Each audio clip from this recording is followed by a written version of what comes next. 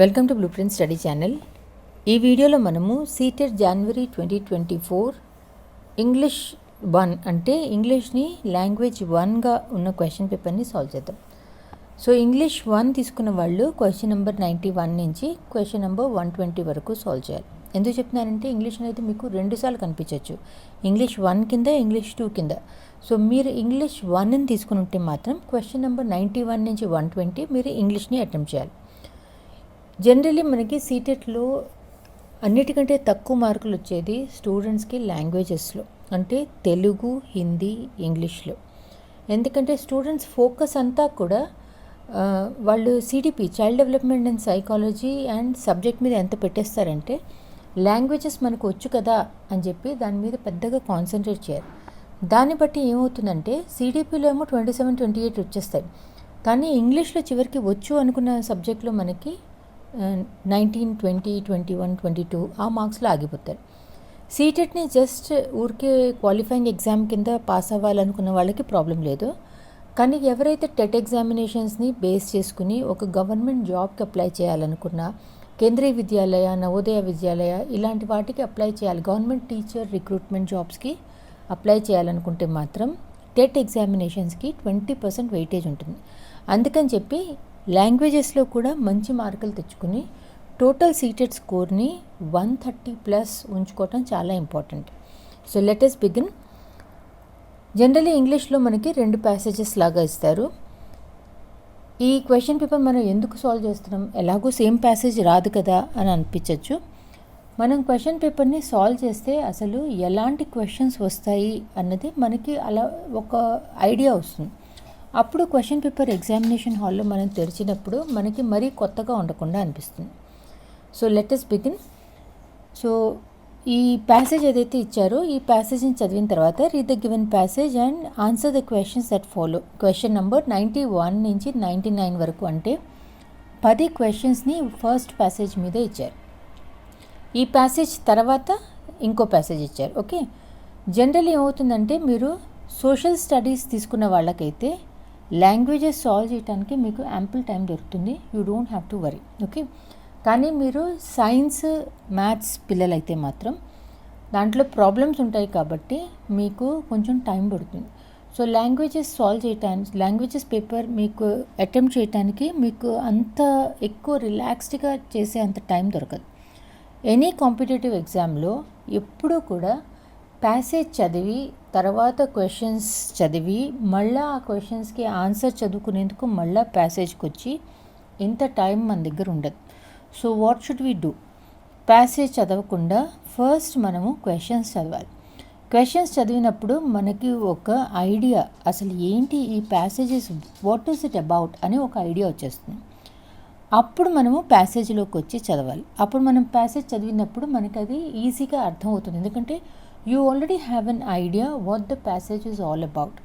Plus మనం ఏవైతే questions చదివామో ఈ ప్యాసేజ్ చదువుతున్నప్పుడే మనకి దాని ఆన్సర్స్ కూడా కళ్ళకి కనిపించడం మొదలుపెట్టేస్తాయి. స్కూల్ ఎగ్జామ్లో అంటే మనకి పిల్లలకి టైం సరిపోతుంది కాబట్టి వాళ్ళు రిలాక్స్డ్గా చేయొచ్చు, but competitive exams are not like that. అందరికీ కూడా మన టైం అనేది కొంచెం తక్కువ ఉంటుంది. అందుకని చెప్పి క్వశ్చన్స్ చదివిన తర్వాత ప్యాసేజీని చదవటానికి ట్రై చేయాలి. సో ఇప్పుడు ఈ ప్యాసేజ్ని నేను మీకు ఒకసారి చదివి చూపిస్తాను. సో ఈ passage what is it about? ఈ passage they have given you anecdote. Now what is anecdote? Anecdote అంటే మన లైఫ్లో ఏదన్నా ఇన్సిడెంట్ని మనం రీకాల్ చేసుకుని దాన్ని ఒక స్టోరీ లాగా మనకి ఎవరికన్నా మనం నరేట్ చేసినప్పుడు దాన్ని మనం ఎనెక్డోట్ అని చెప్పి అంటాం. సో అది హ్యాపీ అవ్వచ్చు, సాడ్ అవ్వచ్చు, ఆర్ హ్యూమరస్ ఇన్సిడెంట్ అవ్వచ్చు, ఏదన్నా మనకి భయం వేసిన ఇన్సిడెంట్ అవ్వచ్చు, anything that will be called ఎనెక్డోట్. Okay, this is ఎనెక్డోట్. ఏదైతే మనకి ఒక మదర్ డాటర్ మధ్యలో జరిగింది. వాళ్ళు ఒక గార్డెన్లో నడుస్తూ ఉన్నప్పుడు సడన్గా వాళ్ళ పాప ఒక సీక్రెట్ చెప్తుంది వాళ్ళ అమ్మకి. అది వినంగానే వాళ్ళ అమ్మకి ఒక్కసారి షాక్ తగులుతుంది, ఇదేంటి ఇలాంటి ఐడియాలు ఇస్తుందని చెప్పి.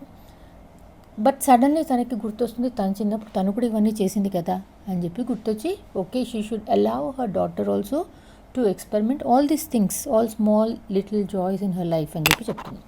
So let us read the passage first. We were walking across the garden when my daughter spotted a cluster of familiar red flowers. She pulled me to one side and then looked excitedly at me, as though she had a secret to share. She pulled me down to her height and whispered in my ears. I shot up straight almost as soon as she had finished her sentence. With my mouth ajar, I was about to tell her that it was probably not a good idea to do so when I was transported to the time when I was around her age. It had been a rather long day from school, and I was dead tired. I was walking along the pathway that was lined with many ixora plants when my friend grabbed me by the arm. Before I could do anything, he gleefully plucked a single flower from the cluster and showed it to me. Unimpressed, I was not about to be swayed by a puny flower, and was about to admonish him when he turned the flower upside down to show me a tiny, almost invisible thread-like thing that protruded out from its stalk. He pulled the faint yellowish thread, and right at the end of it, a tiny drop of nectar appeared. At least that was what I think it was, as it was really quite sweet. That day we raided the ixora plants. We really had a lot of fun. I could still taste the sweetness till today. My daughter's urgent tug brought me back to reality. I turned to my daughter and decided that she too needed to know the joy of tasting sweet nectar from beautiful blooms. Okay. So ఇందులో ixora plants అంటే ఏంటి? ఈ ixora plant అనేది మనందరికీ తెలిసిన plant ఇది. ఇవి నూరు వరహాలు అనేది మనకి ఒక గ్రూప్ ఆఫ్ చిన్న చిన్న ఫ్లవర్స్ కలిపి ఒక గుత్తిలాగా వస్తుంది. ఓకే, గుత్తి అంటే మనము క్లస్టర్ అని చెప్పి అంటాం. సో ఇందులో ఆ క్లస్టర్, ఆ గుత్తిలో ఒక్కొక్క పువ్వు మనకి చిన్నగా ఉంటుంది, చాలా స్మాల్గా, చాలా టైనీగా, చాలా డెలికేట్గా ఉంటుంది. ఓకే, ఇప్పుడు ఈ ప్యాసేజ్ బేస్డ్ క్వశ్చన్స్ చూద్దాము. Question number 91, identify the parts of speech of the underlined words. I was transported to the time when I was around her age. So underline చేసింది టైమ్ అండ్ అరౌండ్. టైమ్ అనేది మనకి noun.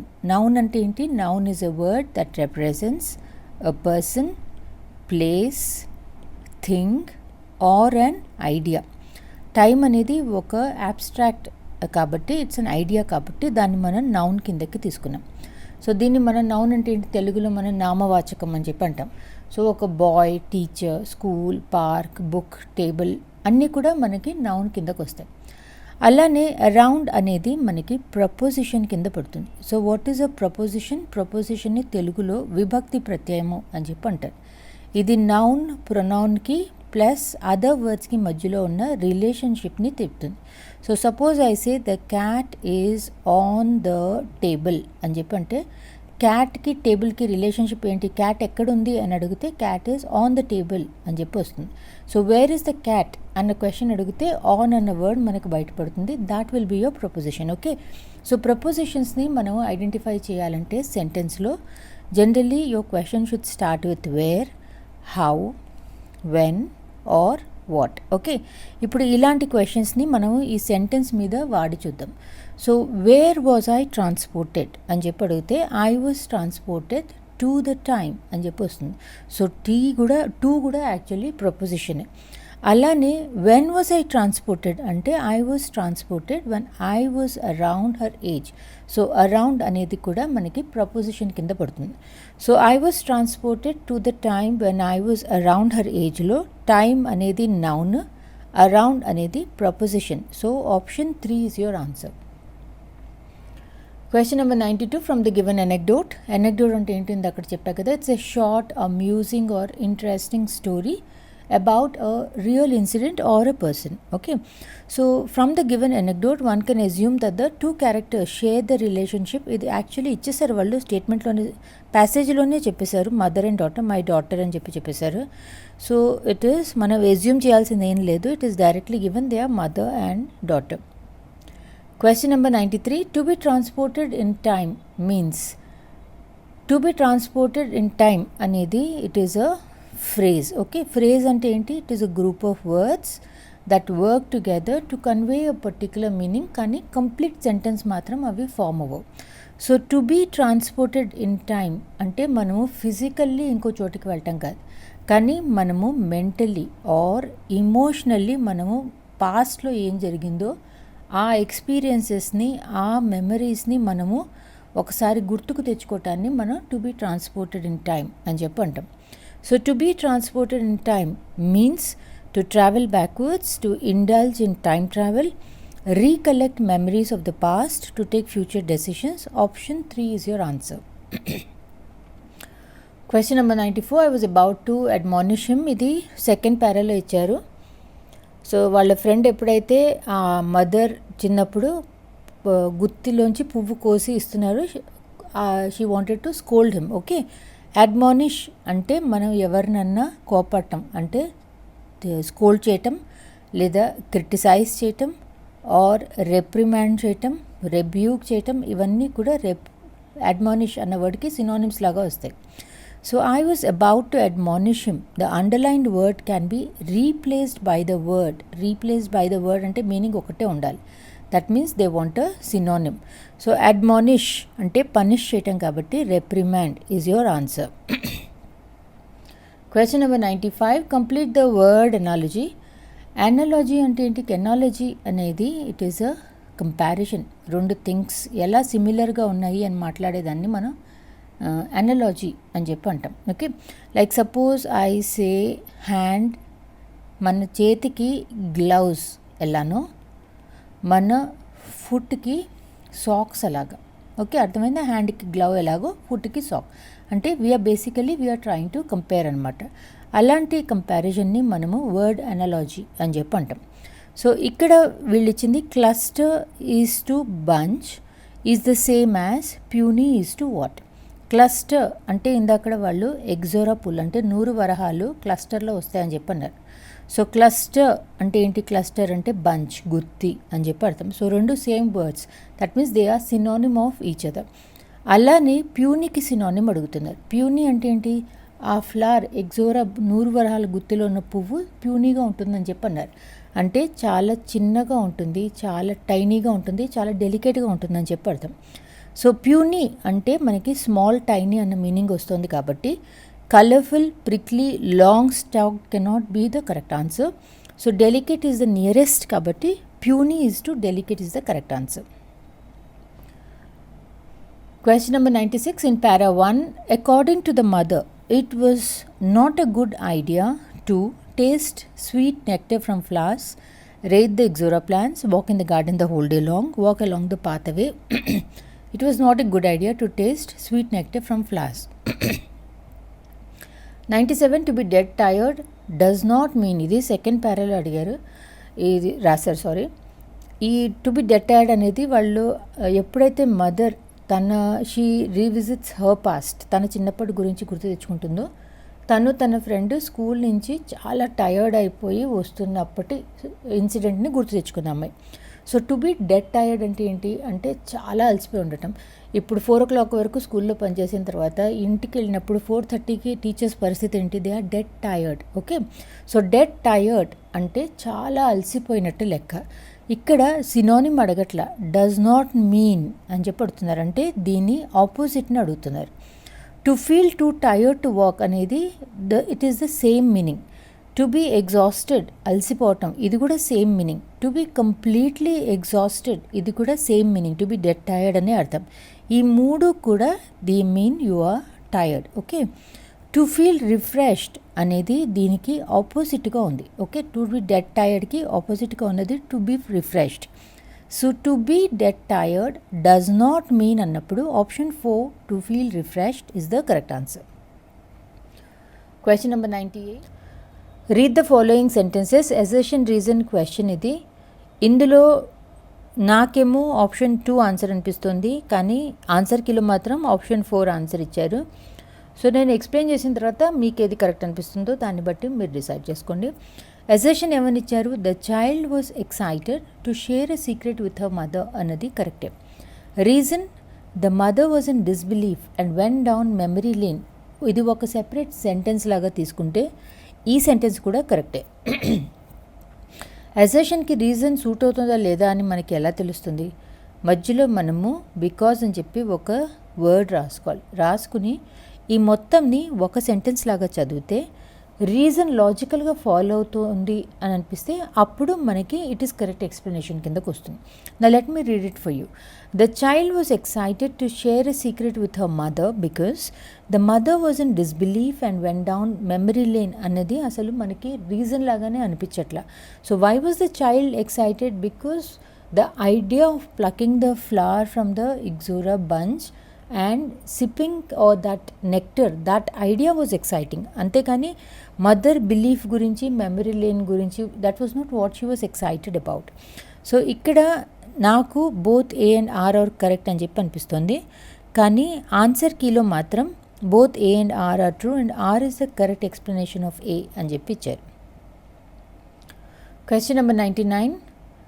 Read the following sentences. ఇందులో ఈ స్టేట్మెంట్స్లో ఏది correct, ఏది incorrect అని చెప్పి అడుగుతున్నారు. సో ఏ సెంటెన్స్ చదివితే the writer is traumatised by the memories of her childhood. Traumatised అంటే బాధ, చాలా బాధ, అసలు మనకి గుర్తు తెచ్చుకోవటం కూడా ఇష్టం లేదు లాంటి ఇన్సిడెంట్స్ ఏవైతే ఉంటాయో, చాలా బాధాకరమైన సిచ్యువేషన్స్ కొన్ని, దాన్ని మనము ట్రామా అని చెప్పి అంటాం. So the writer is traumatised by the memories of her childhood అనేది కరెక్ట్ కాదు. She is very happy to recall those moments because she had fun moments in her childhood with her friend. Okay, so ఈ statement correct కాదు. B, the daughter's secret brings back nostalgic memories of the school days అన్నది కరెక్టే. The writer wants her child to be connected to the sweet pleasures of nature అన్నది కూడా కరెక్టే. So A ఒక్కటి తప్పు, B and C are correct. So B and C are correct, A is incorrect, option 4 is the answer. So మనము 10 questions first passage అయిపోయాయి. ఇప్పుడు second ఒక poem ఇచ్చారు. ఇందులో మనకి 5 క్వశ్చన్స్, అంటే 10 + 5 మనకి 15 మార్క్స్ దీని మీదే బేస్ చేసి ఉన్నాయి. ఎప్పుడు కూడా ప్యాసేజ్లో ఈ 15 మార్క్స్ మాత్రం 15 అవుట్ ఆఫ్ 15 తెప్పించుకుందామనే ట్రై చేయాలి. ఎందుకంటే మోస్ట్ ఆఫ్ ది ఆన్సర్స్ మన కళ్ళ ముందు ప్యాసేజ్లోనే ఉన్నాయి కాబట్టి ఈ మార్కులు అసలు పోగొట్టుకోకుండా మనం సంపాదించుకోవాలి. So let me read the poem. My tea is nearly ready and the sun has left the sky. Sun has left the sky అంటే ఏంటి అంటే సాయంకాలం అయిపోతుంది, ఇంకా సాయంకాలం అయిపోయి ఎక్కడి నుంచి రాత్రి అయిపోతుంది అని చెప్పి అర్థం. అంటే the sun has actually disappeared from our view or the sun has set. It's time to take the window to see Leerie go by. ఈ చైల్డ్ ఇంకా చీకటి అయిపోయినగానే రోజు చేసే పని విండో దగ్గరికి వెళ్ళి కూర్చుంటాడు. ఎందుకు కూర్చుంటాడు? లీరీ అన్న అతను ఇప్పుడు అక్కడికి వస్తాడనమాట. For every night at tea time and before you take your seat with lantern and with ladder he comes posting up the street. Now Tom would be a driver and Maria may go to the sea and my papa's a banker and as rich as he can be. రాత్రిపూట అయ్యనగానే వాళ్ళ సందులోకి లీరీ అన్న అతను వస్తాడు. ఈ లీరీ job ఏంటి? ప్రతి సందులోకి వెళ్ళి ప్రతి ఇంటి ముందు ఒక దీపం ఉంటుంది. ఓకే, ఆ దీపాన్ని రోజు రాత్రి ల్యాడర్ వేసుకుని వెళ్ళి ఎక్కి వెలిగించడం అనమాట. సో రాత్రి అయినగానే లీరీ వస్తాడు అని చెప్పి ఈ పిల్లాడు రోజు కిటికీలోకి వెళ్ళి కూర్చుని అతన్ని చూస్తాడు. అంటే చిన్నపిల్లలు జనరల్లీ 3 ఏళ్ల నుంచి 7 ఏళ్ల పిల్లల వరకు ఇలాంటి జాబ్స్ అన్ని చాలా ఫ్యాసినేటింగ్ అనిపిస్తాయి కదా. బస్ డ్రైవర్ జాబ్ చాలా ఇంట్రెస్టింగ్ అనిపిస్తుంది, ఆటో డ్రైవర్ జాబ్ ఇంకా ఇంట్రెస్టింగ్ అనిపిస్తుంది, ఆర్ సర్కస్లో వాళ్ళ జాబ్ బాగుంది అనిపిస్తుంది, నర్సు ఉద్యోగం బాగుంది అనిపిస్తుంది. అలా ఇతనికి ఈ ల్యాంప్ లైటర్ జాబ్ చాలా ఇంట్రెస్టింగ్గా అనిపించేది. సో వీళ్ళ నాన్నేమో ఒక banker. But when I'm stronger and choose what I am to do, I will go around at night and light the lamps with you. వీళ్ళ నాన్న బ్యాంకర్, కానీ ఈ పిల్లాడికి బ్యాంకర్ అవ్వాలని లేదు. తను పెద్ద అయిన తర్వాత తను కూడా లీరీ ఉద్యోగమే చేయాలి అని చెప్పి అతని కోరిక. Okay, he wants to go around at night and light the lamps with him. For we are very lucky with a lamp before the door and Leary stops to light it as he lights so many more. And oh, before you hurry by with ladder and with light, Leary, see a little child and not to him good tonight. So every time ఆ లైట్ని వెలిగించిన తర్వాత ఇంటి వైపు చూస్తాడా లీరీ, అక్కడ ఒక పిల్లడు కిటికీలో రెడీగా కూర్చుని ఉన్నాడని చెప్పి అతనికి గుడ్ నైట్ చెప్పి వెళ్తాడనమాట. సో దీన్ని బేస్ చేసుకుని మనం ఇప్పుడు ఈ క్వశ్చన్స్ని సాల్వ్ చేయాలి. So why does the poet consider himself to be fortunate? Fortunate అంటే lucky. Okay, why does he find himself to be lucky? Because he has a lamp before the door. ఇంటి ముందు lamp అనేది ఆ టైంలో అందరిళ్ళల్లో ఉండేది కాదు. ఎవరైతే బాగా డబ్బులు ఉండేవాళ్ళో వాళ్ళ ఇళ్ళ ముందు వాళ్ళ సందులో మాత్రమే లైట్స్ ఉండేవి. So this boy was one of those families which was rich. వాళ్ళ ఇంటి ముందు ల్యాంప్ ఉంది అని చెప్పి he's very lucky. So why does the poet consider himself to be fortunate అంటే he has a rich bank father. He doesn't have to light other people's doors. He has light at night by his door. He's strong and doesn't have to make a choice in life law. According to the poem, option 3, he has light at night by his door is the correct answer. Question number 101, the phrase the sun has left the sky.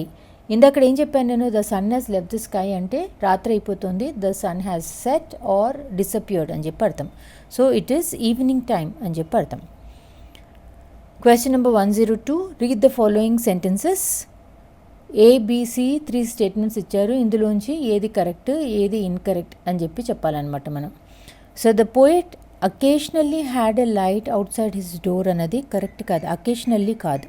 Poet is fascinated by the lamp lighters profession అన్నది కరెక్టే. So 2 wrong 1 right అంటే 2 wrong ఎక్కడొచ్చాయి మనకి? A and B are incorrect and C is correct. Option 3 is the answer. Question number 103, with reference to the poem complete the word analogy. Analogy అంటే ఏంటి? Analogy అంటే comparison. ఇందాక కూడా మనం ఒక క్వశ్చన్ చేసాము సేమ్ లైక్ దాట్. లీరీ అన్నతను he is a lamp lighter అంటే Leerie profession is lamp lighting. అలానే ఫాదర్ ప్రొఫెషన్ ఏంటి? Father profession is a banker. So banker is your answer. Question number 104, identify the rhyme scheme in lines 5 to 8. Okay, rhyme scheme అనేది చాలా ఈజీగా అడుగుతారు. అసలు ఎలా చేయాలి అన్నది సింపుల్గా ఒకసారి చూద్దాం. ఏదైనా వాళ్ళు పోయంలో లాస్ట్ వర్డ్, ఈ లైన్స్లో లాస్ట్ వర్డ్స్ ఏంటి అన్నది చూసుకోండి. ఓకే, ఇందులో ఏవేవి రైమ్ అవుతున్నాయి అన్న దాన్ని బేస్ చేసుకుని మనము ఇందులోంచి ఏది వస్తుందని చెప్పి చూస్తాం. ఇప్పుడు ఒక చిన్న నర్సరీ రైమ్ మనం గుర్తు తెచ్చుకుందాము. Like twinkle twinkle little star ఉంది. అందులో లాస్ట్ వర్డ్స్ ఏంటి? Twinkle twinkle little star, how I wonder what you are, up above the world so high, like a diamond in the sky. Okay, ఇందులో మనకి ఒకటే sound వస్తున్నవి rhyming words ఏంటి?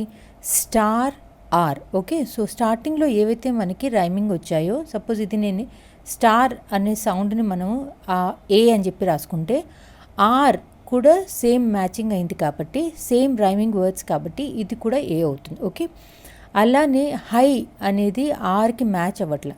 So ఇది ఒక రకం అయింది, హై అనేది ఇంకో రకం అయింది. సో హై అనేది మనం బి అని చెప్పి తీసుకుందాం. హై, స్కై 2 ఒకలాగా ఉన్నాయి కాబట్టి ఇది కూడా బి అనమాట. సో ఈ నర్సరీ రైమ్లో మన rhyming scheme will be AA BB. Okay, now let us go to the poem. 5 to 8 లైన్స్లో ఏమున్నాయి అని చెప్పి చూద్దాం.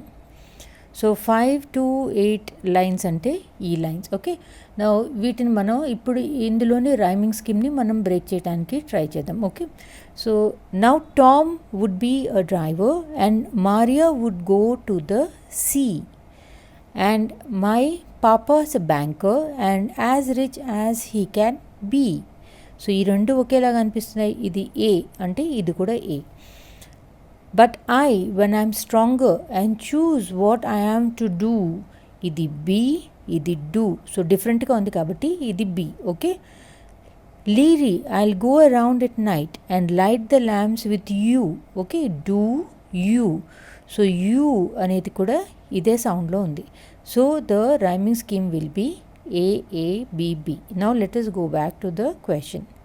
ఏఏబిబి అంటే option 2 is your answer. Question number 105, the poet looks at the lamplighter's profession with wonder. Okay, ఇక్కడితో మనకి passage questions అయిపోయాయి. ఇక్కడి నుంచి మనకి పెడగోగి క్వశ్చన్స్ స్టార్ట్ అవుతాయి. 106th క్వశ్చన్స్ చెప్పే ముందు I would like to tell you ఒక కాన్సెప్ట్ చెప్తాను.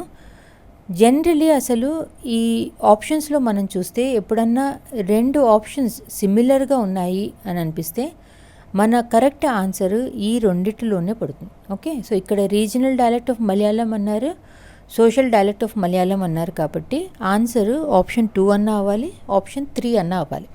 సో ఆప్షన్ 2, 3లో ఏది అన్నది ఇప్పుడు మనం చూద్దాం.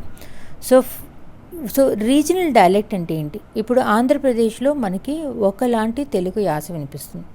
అదే మనము తెలంగాణకి వెళ్తే ఒకలాగా వినిపిస్తుంది, వైజాగ్కి వెళ్తే ఒకటి వినిపిస్తుంది, రాయలసీమకి వెళ్తే అక్కడి యాస మళ్ళీ వేరేగా ఉంటుంది. సో యాసని మనము డైలెక్ట్ అని చెప్పి అంటాం. అన్ని చోట్ల మాట్లాడేది తెలుగే అయినా కూడా ఒక్కొక్క రీజియన్, ఒక్కొక్క ప్లేస్లో ఒక్కొక్క యాస వినిపిస్తుంది, ఒక్కొక్క డైలెక్ట్ వినిపిస్తుంది. అలా ప్లేస్ని బట్టి, రీజియన్ని బట్టి డైలెక్ట్ని మారుకుంటూ పోతే దాన్ని మనము రీజనల్ డైలెక్ట్ అని చెప్పి అంటాం. ఓకే, అలానే సపోజ్ నేను ఒక ప్లేస్కి విజయవాడ వెళ్ళా. విజయవాడలో నేను ఒక బ్రాహ్మణ ఫ్యామిలీ ఇంటికి వెళ్ళా. వాళ్ళ తెలుగు ఒకలాగా ఉంది. అదే తర్వాత నేను ఒక కమ్మ వాళ్ళ ఇంటికి వెళ్తే వాళ్ళ యాస ఇంకోలాగా ఉంది. తర్వాత కాపుల ఇంటికి వెళ్తే వాళ్ళది వేరేగా ఉంది. ఇలా different communities, different cost, different religions వాళ్ళ ఇళ్లలో మనకి ఒక్కొక్కలాగా ఒక్కొక్క డైలెక్ట్ వినిపిస్తూ ఉంటుంది. ఓకే, సో ఇక బ్రాహ్మిన్, కమ్మ, కాపు, ముస్లిం వీళ్ళందరినీ మనము కమ్యూనిటీస్ అని చెప్పి అంటాం. సో కమ్యూనిటీని బట్టి ఎప్పుడైతే మనకి యాస డిఫరెంట్గా అవుతూ పోతుందో దాన్ని మనము సోషల్ డైలెక్ట్ అని చెప్పి అంటాం. Now let us go back to the question.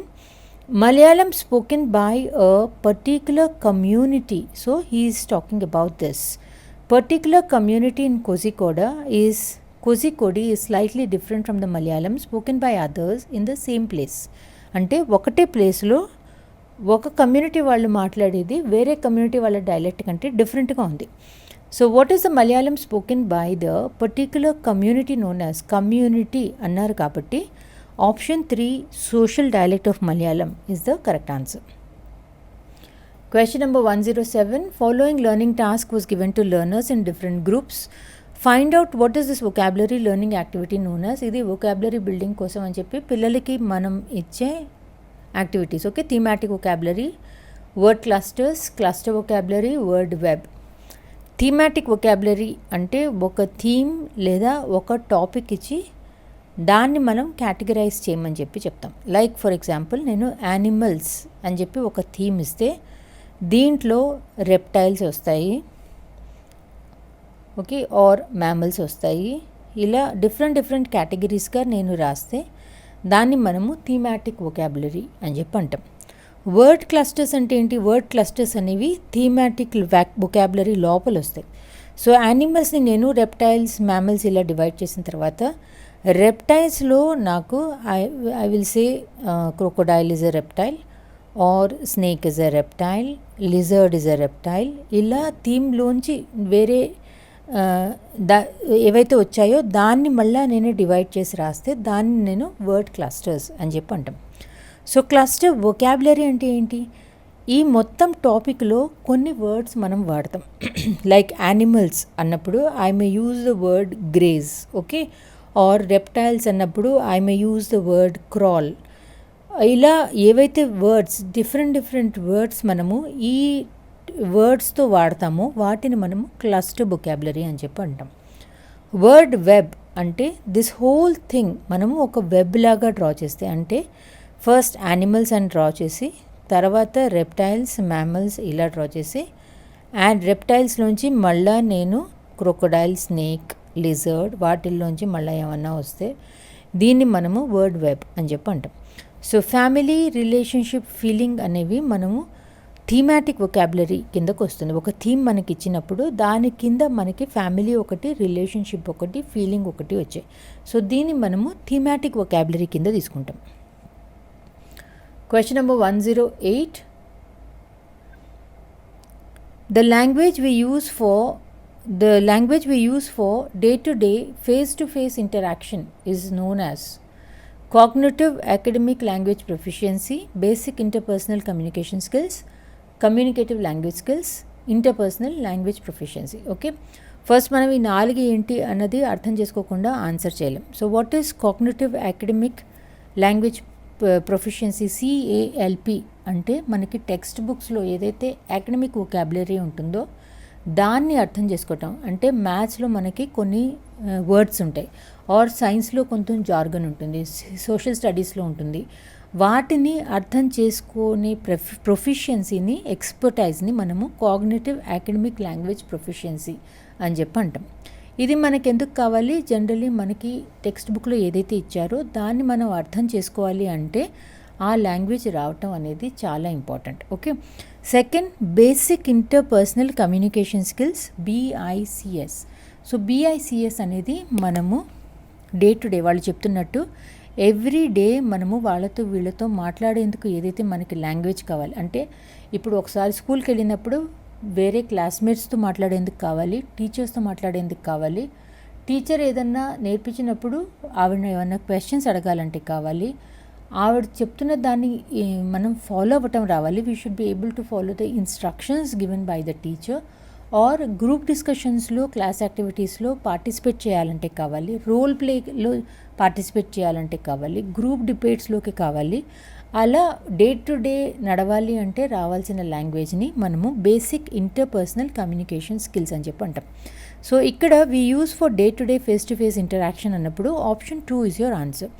కానీ ఆప్షన్ 3, 4 ఏంటో కూడా చూద్దాము. కమ్యూనికేటివ్ లాంగ్వేజ్ స్కిల్స్ అంటే మనము ఒక లాంగ్వేజ్ని నేర్చుకుని మన లాంగ్వేజ్లో మనం ఒక ప్రజెంటేషన్ ఇవ్వగలిగితే, ఆర్ ఈమెయిల్ రాయగలిగితే, or we are able to deliver in group discussions, దాన్ని మనము కమ్యూనికేటివ్ లాంగ్వేజ్ స్కిల్స్ అని చెప్పి అంటాం. Fourth is interpersonal language proficiency. అంటే మన చుట్టూ ఎవరైతే ఉంటారో వాళ్ళతో మాట్లాడటం, so that we can maintain our relationship. Or మనకి ఏదన్నా బాధ అనిపిస్తే అవతల వాళ్ళతో మన ఇమోషన్స్ని మనం షేర్ చేసుకోగలగటం. సోషల్ ఇంటరాక్షన్స్ కోసం ఏ లాంగ్వేజ్ కావాలి, ఎంత కావాలి అనేది ఇంటర్పర్సనల్ లాంగ్వేజ్ ప్రొఫిషియన్సీ కిందకు వస్తుంది. సో ఇది ఊరికే మన పర్సనల్ లైఫ్కనే కాకుండా గ్రూప్ ప్రాజెక్ట్స్లో, గ్రూప్ డిస్కషన్స్, గ్రూప్ యాక్టివిటీస్, వీటన్నిటిలో కూడా మనకి ఇంటర్పర్సనల్ లాంగ్వేజ్ ప్రొఫిషియన్సీ లేనిది మనం నలుగురితో కలిసి పనిచేయలేం. సో ఇక్కడ the language we use for day to day face to face interaction అన్నప్పుడు option 2 basic interpersonal communication skills, BICS is your answer. Question number 109. A teacher in the secondary stage gives a text or short story and asks them to read and discuss the meaning and ideas of the text from the point of view of power and justice. Power and justice ని మైండ్లో పెట్టుకుని వాళ్ళు ఇచ్చిన text and short స్టోరీని examine చేయమని చెప్తుంది teacher. So what does the teacher attempt to develop in the learner? Okay, పిల్లల్లో మనం ఈ యాక్టివిటీ ఇచ్చినప్పుడు వాళ్ళల్లో ఏం పెరుగుతుంది? వాళ్ళల్లో క్రిటికల్ లిటరసీ స్కిల్స్ అనేవి పెరుగుతాయి. So critical literary skills develop చేయాలి అంటే మనం వాళ్ళని డిస్కస్ చేయండి, అసలు ఈ టాపిక్ మీద ఇందులో పవర్ ఎందుకు ఇలా, స్ట్రక్చర్ ఎలా ఉంది, ఎందుకు ఇలా డివైడ్ అయ్యి ఉంది, ఆ టైంలో సొసైటల్ నార్మ్స్ ఎలా ఉన్నాయి, ఇలా డిఫరెంట్ పిల్లలు మల్టిపుల్ పర్స్పెక్టివ్స్లో వాళ్ళు మాట్లాడినప్పుడు ఆ టెక్స్ట్ని వాళ్ళు అనలైజ్ చేసేసరికి ఇన్ దిస్ హోల్ ప్రాసెస్ వాళ్ళల్లో క్రిటికల్ లిటరరీ స్కిల్స్ అనేవి పెరుగుతాయి. So option 1 critical literary skills is the correct answer. Question number 110. Procedural knowledge in the teaching learning grammar is.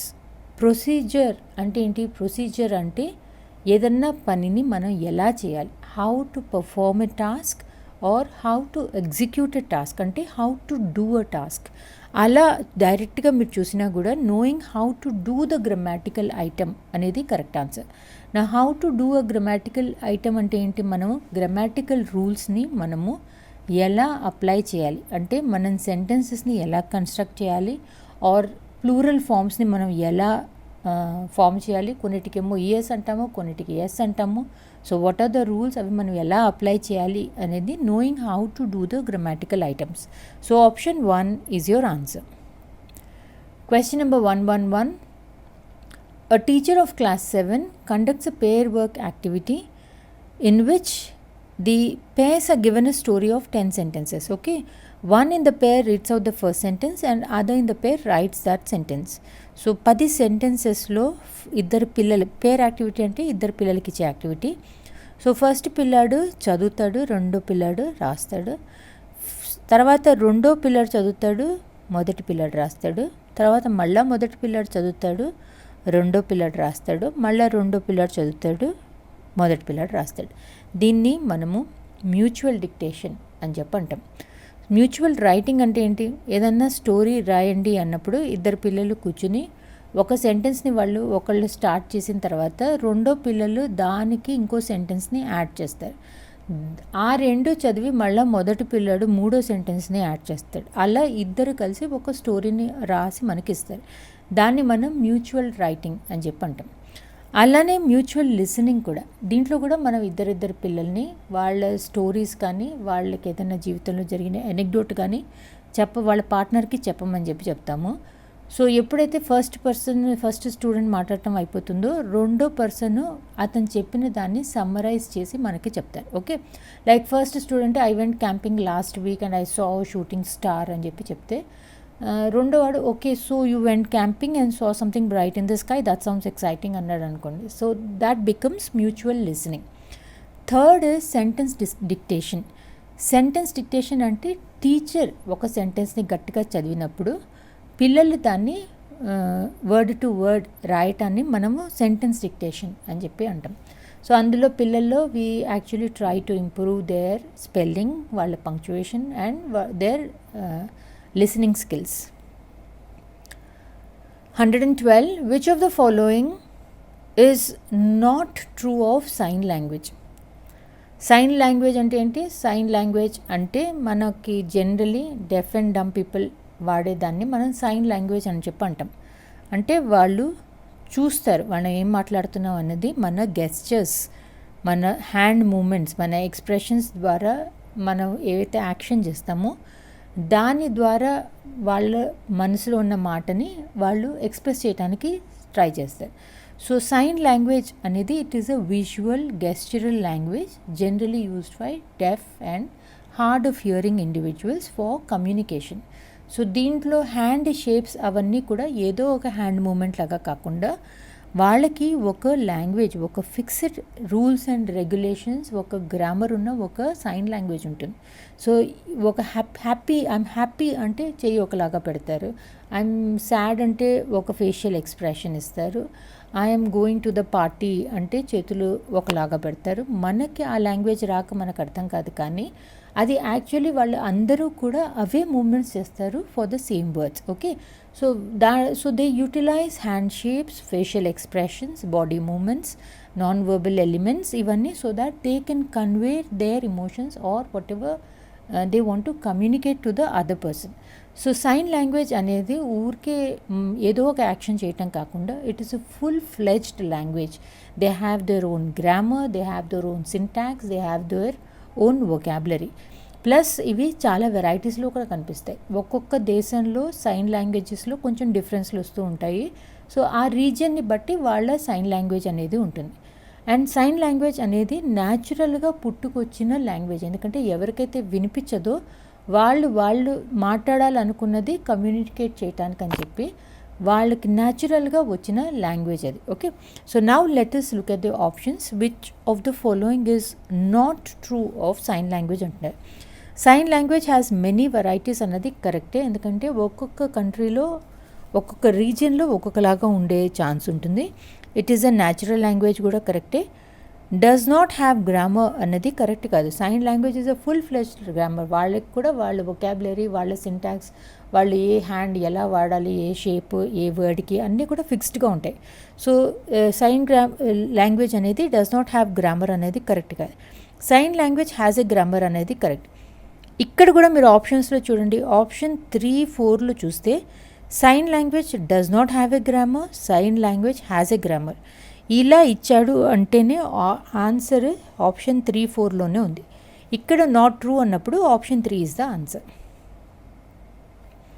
Question number 113. This is about 3 language formula. 3 language formula గురించి నేను ఒక చిన్న notes bullet పాయింట్స్లో మీకు గుర్తుండేట్టు చేసి నేను Telegram ఛానల్లో share చేశాను. మీకు కావాలంటే you can join the Telegram channel, blue print study channel. Link డిస్క్రిప్షన్లో ఇచ్చి ఉంటుంది. You can join the channel, you can download it from them.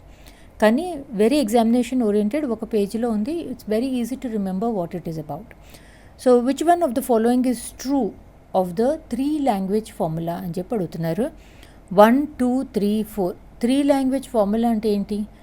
3 language formula అనేది మన ఎడ్యుకేషన్ పాలసీ ఆఫ్ ఇండియాలో మన దేశంలో చాలా లాంగ్వేజెస్, చాలా లింగ్విస్టిక్ డైవర్సిటీ ఉంది కాబట్టి మనం ఎడ్యుకేషన్ కమిషన్ 1964-66లో మల్టీలింగ్వాలిజంని ప్రమోట్ చేయటానికని చెప్పి 3 లాంగ్వేజ్ ఫార్ములాని తీసుకొచ్చారు. సో 3 లాంగ్వేజ్ ఫార్ములాలో అందరు పిల్లలు కూడా 3 లాంగ్వేజెస్ కంపల్సరీగా నేర్చుకోవాలి అని చెప్పి రూల్. ఇందులో మనకి ఫస్ట్ లాంగ్వేజ్ అని ఉంటుంది, సెకండ్ లాంగ్వేజ్ ఉంటుంది, థర్డ్ లాంగ్వేజ్ ఉంటుంది. సో ఫస్ట్ లాంగ్వేజ్ జనరల్లీ ఏముంటుంది, the language which is spoken at home, అంటే మన ఇంట్లో మనం మాట్లాడేది ఆర్ మాతృభాష మదర్ టంగ్ని మనము ఫస్ట్ లాంగ్వేజ్ కింద తీసుకోవాలి కంపల్సరీగా అని చెప్పి it falls under 3 language formula. So generally primary education class 5 వరకు or preferably even till class 8 అసలు మదర్ టంగ్లోనే నేర్పించాలి అని చెప్పి అంటారు. అప్పుడే పిల్లలకి క్లారిటీ వస్తుందని చెప్పి. సో 3 లాంగ్వేజ్ ఫార్ములా కింద ఫస్ట్ లాంగ్వేజ్లో మదర్ టంగ్ అంటే లైక్ ఫర్ ఎగ్జాంపుల్ ఆంధ్రప్రదేశ్లో, తెలంగాణలో ఫస్ట్ లాంగ్వేజ్లో మనము తెలుగు తీసుకోవాలన్నమాట. అలా సెకండ్ లాంగ్వేజ్ కింద second language is the official language of the state or the reason where the school is located. ఇప్పుడు హిందీ స్పీకింగ్ స్టేట్స్లో అయితే సెకండ్ లాంగ్వేజ్ హిందీ కింద తీసుకోవాలి. అదే మనలాంటి ఆంధ్రప్రదేశ్ కానీ తెలంగాణ అలాంటి చోట్ల మనము హిందీ కానీ ఉర్దూ కానీ తీసుకోవచ్చు. ఎందుకంటే ఫస్ట్ లాంగ్వేజ్ తెలుగు తీసుకుంటాం కాబట్టి second language can be Hindi or Urdu. And the third language is generally English, because English అనేది మనకి కమ్యూనికేషన్కి, హైయర్ ఎడ్యుకేషన్కి, ఎంప్లాయ్మెంట్ ఆపర్చునిటీస్కి, వేరే వేరే చోట్లకి వెళ్ళి మనం ఉద్యోగం చేయడానికి కావాలి కాబట్టి ఇంగ్లీష్ కూడా కంపల్సరీ. థర్డ్ లాంగ్వేజ్ ఇంగ్లీష్ అనేది తీసుకోవటం కంపల్సరీ. అండ్ ఇది మనకి ప్రైమరీ ఆర్ అప్పర్ ప్రైమరీ నుంచి స్టార్ట్ అవుతుంది depending on the states education policy. Like ఇప్పుడు మన ఆంధ్రప్రదేశ్లో కానీ తెలంగాణలో కూడా థర్డ్ లాంగ్వేజ్ గ్రేడ్ 1 నుంచి మనం ఇంగ్లీష్ కింద తీసుకోవాలి. సో 3 లాంగ్వేజ్ ఫార్ములా అనేది it AIIMS to strike a balance between the use of regional languages for cultural preservation and ensuring proficiency in English for national and international communication. Now let us go back to the question. Which one of the following is true of the 3 language formula? Mother tongue, home language, regional language as the first language is correct. Which is true అని చెప్పి అడుగుతున్నారు. అసలు actually first true వచ్చిందంటేనే మిగతావన్నీ wrong అని option 1 is the answer అని అయినా చదువుదాం. English, Hindi, home language, local language as the first language correct కాదు. ఇది మనము సెకండ్ లాంగ్వేజ్ కింద తీసుకోవచ్చు. హోమ్ లాంగ్వేజ్ ఇంగ్లీష్ తీసుకోవటానికి లేదు కాబట్టి this option is wrong. Mother tongue, home language, Hindi as the first language కూడా కరెక్ట్ కాదు. ఎందుకంటే first language they are asking you to take only mother tongue or home language కానీ హిందీ కానీ కాదు. హిందీ రాష్ట్రాలలో హిందీ మాత్రమే. Mother tongue, home language, English as the first language English తీసుకోవటానికి లేదు, అందుకని ఇది కూడా కరెక్ట్ కాదు. So mother tongue, home language, regional language ఇవి మాత్రమే మనము ఫస్ట్ లాంగ్వేజ్ కింద తీసుకోగలం. కానీ 3 లాంగ్వేజ్ ఫార్ములా అనేది మనకి ఇంప్లిమెంటేషన్లో చాలా కష్టం అవుతుంది. ఎందుకంటే ఇప్పుడు ఎవరైనా తమిళన్ ఆంధ్రప్రదేశ్లో ఉండి రీజనల్ లాంగ్వేజ్, హోమ్ లాంగ్వేజ్ తీసుకోవాలి అంటే తమిళ్ తీసుకుంటే ఆంధ్రప్రదేశ్లో వాళ్ళకి తమిళ్ టీచర్స్, తమిళ్ మీడియం దొరకదు. అందుకని చెప్పి ఇట్ ఇస్ ఇప్పటి వరకు కూడా అది పూర్తిగా మనము ఇంప్లిమెంట్ చేయలేకపోయాం. రెమిడియల్ టీచింగ్ 114 రెమిడియల్ టీచింగ్ గురించి అడుగుతున్నారు. ఇది రెమిడియల్ టీచింగ్ అంటే ఏంటి? రెమిడియల్ టీచింగ్ మనకి ఎవరికన్నా పిల్లలకి లెర్నింగ్లో ఏదన్నా డిఫికల్టీస్ ఎక్స్పీరియన్స్ చేసినప్పుడు వాళ్ళకి మనము పర్సనలైజ్డ్ ఇన్స్ట్రక్షన్ లేదా స్పెషలైజ్డ్ ఇంటర్వెన్షన్ ఇచ్చి వాళ్ళకి హెల్ప్ చేస్తాం. So we actually help students overcome learning obstacles so that మిగతా పిల్లలతో పాటు వాళ్ళు కూడా పర్ఫామ్ చేసి they can achieve academic success అని చెప్పి. సో బేసికల్లీ ఈ ప్రాబ్లమ్స్ మనకి generally reading, comprehension, grammar, maths, writing skills ఇలాంటి వాటిలలో వస్తాయి. సో ఎప్పుడైతే మనము ఎవరైనా పిల్లలకి ఇలాంటి ప్రాబ్లమ్స్ ఉన్నాయి అని మనకు అర్థమవుతుందో వాళ్ళకి ఎయిదర్ మనము ఎక్స్ట్రా క్లాసెస్ తీసుకుని లేదా పర్సనలైజ్డ్ ఇన్స్ట్రక్షన్ ఇచ్చి వాళ్ళకి మనకు వి హెల్ప్ దెమ్. అలాంటి టీచింగ్ని మనము రెమిడియల్ టీచింగ్ అని చెప్పి అంటాం. So now let us look at the question. Remedial teaching is for learners who need attention on certain aspects of language learning, teachers who need to modify their teaching for certain students to learn the language, learners and teachers to understand and modify, improve their teaching learning strategies. So remedial teaching అనేది ఇద్దరికీ కావాలి. ఒకటి మనము పిల్లల్లో ఏదన్నా problem ఉందేమో అని identify చేయడానికి, టీచర్స్లో మనం ఏదన్నా నేర్పించినప్పుడు వాళ్ళ పిల్లలకు అర్థమైందా లేదా అని చెప్పి చూసి వాళ్ళకి అర్థం కాలేదు అంటే మనం ఆ కాన్సెప్ట్ని మళ్ళీ నేర్పించాలి. అందుకని చెప్పి రెమిడియల్ టీచింగ్ అనేది ఇద్దరికీ ఇంపార్టెంటే. So option 3 is your answer. Question number 115. A method of teaching in which a teacher and 4 students form a collaborative learning group with different rules. Dialogues occur on the context of the text passage, which creates a zone of proximal development in which reading comprehension improves. This method is referred to as, okay, దీన్ని మనము reciprocal teaching అని చెప్పి అంటాం. So reciprocal teaching అనేది it is a collaborative learning strategy where the teacher and students work together in small groups to improve reading comprehension skills. ఇందులో మనము students teacher లాగా ఒక రోల్ తీసుకుని వాళ్ళు they lead discussions about the content of a text passage and వాళ్ళే మిగతా పిల్లలకి అర్థమయ్యేందుకు వాళ్ళు ఇంటర్ప్రిట్ చేయటం మొదలు పెడతారు. సో ఎప్పుడైతే ఎవరన్నా పిల్లలు వాళ్ళు సరిగ్గా చదవలేకపోతున్నారు లేదా ఏదన్నా వర్డ్ వాళ్ళకి ప్రొనౌన్స్ చేయటం కష్టం అవుతుంది అన్నప్పుడు మిగతా పిల్లలు వాళ్ళకి హెల్ప్ చేస్తారు. అంటే basically they are trying to scaffold each others learning so that they can develop higher level reading comprehension skills. So ఇలాంటి ఒక యాక్టివిటీని మనము రెసిప్రోకల్ టీచింగ్ అని చెప్పి అంటాం. Question number 116. A language teacher tells a story in English and asks learners to work in a group to tell the story in the languages known to them and then in the common language of the classroom. What is this pedagogical strategy known as? So, ఒక story, okay, the crow and ఏంటి ఆ story, crow and pebble story ఉంటుంది కదా, suppose ఆ story చెప్తున్నాం అనుకుందాం. Okay, ఆ story చెప్పిన తర్వాత వాళ్ళని తెలుగు పిల్లని తెలుగులో ఆ స్టోరీ చెప్పమని చెప్పి అడుగుతాము. తర్వాత ఎవరైనా మలయాళం పిల్లుంటే మలయాళంలో నీకేం అర్థమైంది మలయాళం చెప్పమంటాం.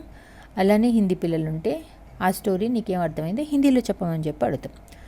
తర్వాత అందరికీ అర్థమయ్యే లాంగ్వేజ్, సపోజ్ అందరికీ ఇంగ్లీష్ అర్థమవుతుందంటే ఇంగ్లీష్లో ఆ స్టోరీని మనం చెప్పమని చెప్పి అడుగుతాం. ఈ పెడగాగికల్ స్ట్రాటజీని మనము ట్రాన్స్ లాంగ్వేజింగ్ అని చెప్పి అంటాం.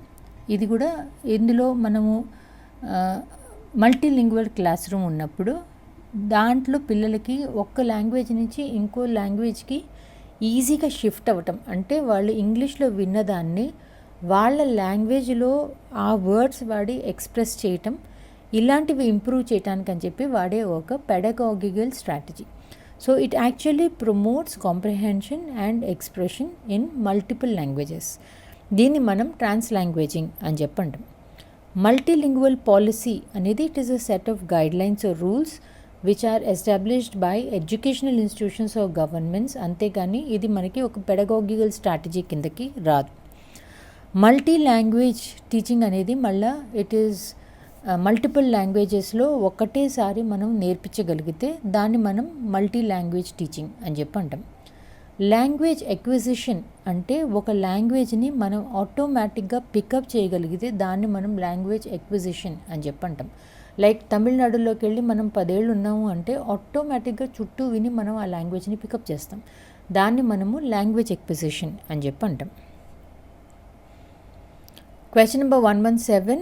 A learner reads through the news item in the newspaper to know specific information. Okay. This reading is known as, like seated notification పడితే వర్డ్ టు వర్డ్ చదవం మనం. ఓకే, అందులో మనకేం కావాలి, ఎగ్జామ్ డేట్ ఎప్పుడు అని చెప్పి మనం దానికోసం అని చెప్పి వెతుకుతాం. అలా స్పెసిఫిక్ ఇన్ఫర్మేషన్ కోసం మనము వర్డ్ టు వర్డ్ చదవకుండా వెతికినప్పుడు దాన్ని మనము స్కానింగ్ అని చెప్పి అంటాం. Question number 118. What is interlingual identification? Learner's judgment that something in the native language and something in the target language are similar.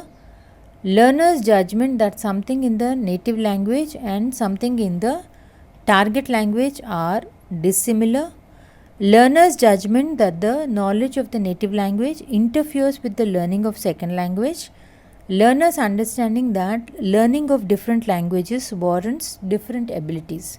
So ఇక్కడ మనకి అర్థమైంది కదా, ఈ రెండు స్టేట్మెంట్స్ ఆల్మోస్ట్ ఒకేలాగా ఉండి ఇది సిమిలర్ అని డిసిమిలర్ అన్నారు. So answer has to fall under options 1 or 2. Okay, so first అసలు మనము ఇంటర్లింగ్వల్ ఐడెంటిఫికేషన్ అంటే ఏంటన్నది అర్థం చేసుకోవాలి. లెర్నర్స్ జడ్జ్మెంట్ ఏదైతే మనకి డిఫరెంట్ లాంగ్వేజెస్లో ఏవైతే సిమిలారిటీస్ లేదా కొన్ని వర్డ్స్, కొన్ని గ్రామర్ స్ట్రక్చర్స్ మన కొత్త లాంగ్వేజ్లోనూ మన మాతృభాషలో ఒకేలాగా ఉంటాయో అది మనకి కొత్త లాంగ్వేజ్ని నేర్చుకోవటంలో ఈజీ చేస్తాయి. So learners judgement that something in the native language and something in the target language సిమిలర్గా ఉన్నాయి అని తెలుసుకోవటానికి ఇంటర్లింగ్వల్ ఐడెంటిఫికేషన్ అని చెప్పుంటాం. So option 1 is your answer. Question number 119. Shreya in class 6th. Shreya is a class 6 learner who moves from Jalandhar in Punjab to Madurai in Tamil Nadu as her father has been transferred. She knows Punjabi as her mother tongue and English language she studies as her second language in her school. She is able to speak and read Tamil learning from her neighborhood. Which one of the following statements is true based on the languages she now knows? So ఇప్పుడు తనకి 3 languages వచ్చు. ఒకటేమో mother tongue Punjabi plus English ఏమో స్కూల్లో నేర్చుకుంటుంది ఒక subject లాగా. And third, చుట్టుపక్కల పిల్లలతో మాట్లాడుతూ వాళ్ళు ఏదన్నా స్టోరీ బుక్ చదువుతుంటే వాళ్ళ పక్కన కూర్చుని వాళ్ళతో పాటు చదువుతూ అలా తను తమిళ్ కూడా పికప్ చేసింది. Okay, so now let us read the questions. Her Punjabi and Tamil come under language acquisition and English comes under language learning. Her Tamil comes under language acquisition and English and Punjabi come under language learning. All the 3 languages, Punjabi, Tamil and English, under language learning. Her English comes under language learning and Punjabi and Tamil come under language learning. So ఈ 3 సిమిలర్గా ఉన్నాయి. ఈ 3లోనే మనకి answer వస్తుంది. పంజాబీ అనేది mother tongue కాబట్టి ఆటోమేటిక్గా తనకు వచ్చేస్తుంది. ఇంగ్లీష్ అనేది తను she has learned it. Okay, అదే తమిళ్ ఏదైతే ఉందో నైబర్హుడ్లోంచి విని నేర్చుకుంది కాబట్టి దాన్ని ఆ లాంగ్వేజెస్ని మనము ఎక్విజిషన్ అని చెప్పి అంటాం. She has acquisition from her neighbourhood. Her Punjabi and Tamil come under language acquisition and English comes under language learning. ఎందుకంటే స్కూల్లో స్పెసిఫిక్గా ఒక సబ్జెక్ట్ రూపంలో నేర్చుకుంటోంది. So option 1 is your answer. Question number 120. This is the last question. Which of the following is not the purpose of extensive reading? Extensive reading అనేది మనం చాలా voracious readers అంటాం కదా. Different writing styles, different cultural perspectives ఉన్న బుక్స్ని మనము we read them for the love of reading. అంటే లిటరేచర్ని చదవాలి అన్న ఇంట్రెస్ట్తో అప్రిషియేషన్ కోసం చదువుతాం. ఆర్ మనకి దాంట్లో ఉండే ఐడియాస్, థీమ్స్, నరేటివ్స్ ఇవన్నీ కూడా మనకి ఒక ప్లెజర్ ఇచ్చి మనం అందుకోసం అని చెప్పి చదువుతాం. అంతేగాని మనం చాలా పుస్తకాలు గ్రామర్ నేర్చుకోవడానికి చదవం. Okay, so not the purpose అని చెప్పి అడుగుతున్నారు కాబట్టి option 1, we don't do extensive reading for learning grammar. We do it for appreciation, we do it for extrapolation and we do it for pleasure.